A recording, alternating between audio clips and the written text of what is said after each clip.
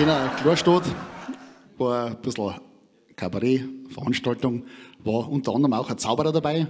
Und jetzt ist die Aufführung zu Ende und also denkt er, ja, geht der Kerl ein bisschen einhalten, bevor ich heimfahre, dann und geht in die Kneipen rein und sagt zu dem Wirt, du, sagt er, geh, schenk mir mal 10 herrliche Penninger Bärwurzei. Ja, der Wirt hat sich ein bisschen gewundert, 10 Stück, ein bisschen viel. Ja, schenkt ihm die ein. Der trinkt die genüsslich aus, einen nach dem anderen, und wie es beim Zauberer so ist, hat er eine weiße Maus dabei und am Schluss kommt die weiße Maus von der Jacken raus und die trinkt überall das Nurgerl aus. Nochmal 10. Was hat der Wirt gesagt? Nochmal 10 von den Penninger Bärbus. Okay, der schenkt ihm die 10 wieder ein. Der trinkt es wieder genüsslich aus. Am Schluss kommt die weiße Maus wieder raus, trinkt überall das Restal aus und wieder rein.